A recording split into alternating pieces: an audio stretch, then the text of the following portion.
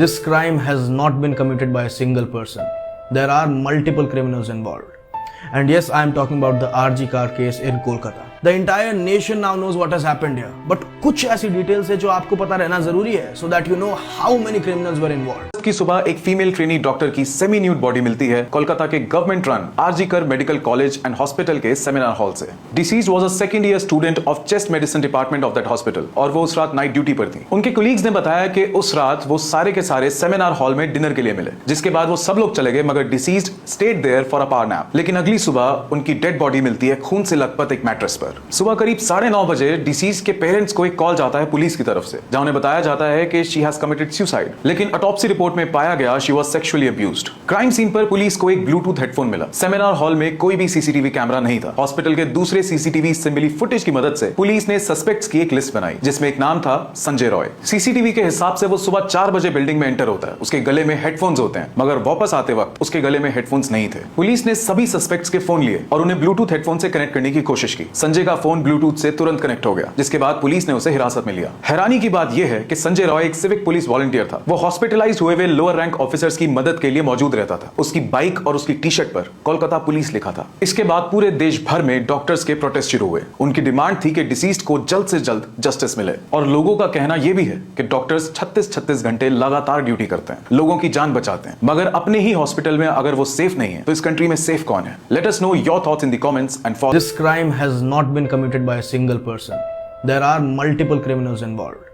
And yes, I am talking about the RG car case in Kolkata. The entire nation now knows what has happened here. But कुछ ऐसी details है जो आपको पता रहना जरूरी है, so that you know how many criminals were involved. मेरे पास यहाँ पोस्टमार्टम रिपोर्ट है जहाँ साफ लिखा हुआ है bleeding from both eyes, bleeding from mouth, injury over face, bleeding from injury in left leg, injury in belly, injury over ankle, injury at her neck. और भी बहुत सारी दर्दनाक डिटेल्स है। So just imagine when the college authorities find the victim in such condition, what do they decide to call it? They decide to cover it up by calling it a suicide. Police के भी पहले कुछ reports में it is termed as an unnatural death. और उन्हीं shameless college authorities ने victim के parents को फोन करके कहा कि आपकी बेटी ने सुसाइड कर लिया है। 3 घंटे के इंतजार के बाद victim's father is allowed to see his daughter. And जब मामला साफ हो चुका है कि ये सुसाइड नहीं है, then they decide to call it.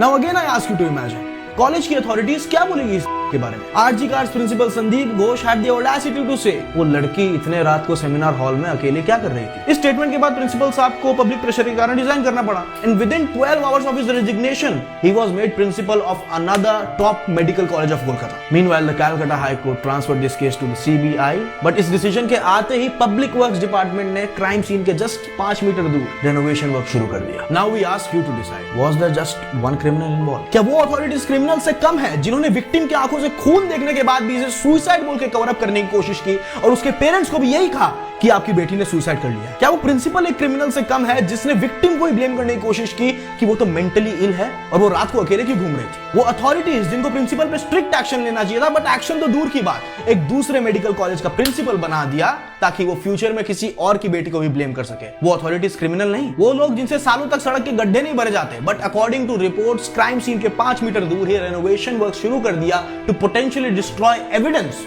क्या वो लोग क्रिमिनल से कम नहीं? कैन यू इमेजिन, अगर इंटरनेट नहीं होता, सोशल मीडिया नहीं होता, अगर हम और आप आवाज नहीं उठा पाते, वहां आरजी कार केस को भी एक स्टूडेंट सुसाइड कह के रफा दफा कर दिया जाता। बट जिन लोगों ने हमें आज ये आवाज दी है, उन्हीं लोगों के लिए अगर हम आवाज नहीं उठा पाए, we not only fail as creators, we fail as fellow human beings. मुझे लगा था निर्भया के बाद हम एक सेफर वर्ल्ड में, एक बेटर वर्ल्ड में जिएंगे, but clearly I was wrong. All we can do is hope and support the victim's family in their fight for justice and make sure each and every criminal, I mean each and every criminal involved is brutally punished.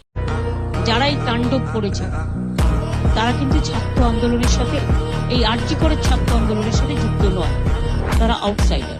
আমার যতটুকু মনে হয়, আমি যতটুকু video দেখতে পেয়েছি, কারো হাতে ন্যাশনাল ফ্ল্যাগ, তারা হচ্ছে বিজেপি, আর কারো হাতে ডিওয়াইএফ এর সাদা লাল ফ্ল্যাগ।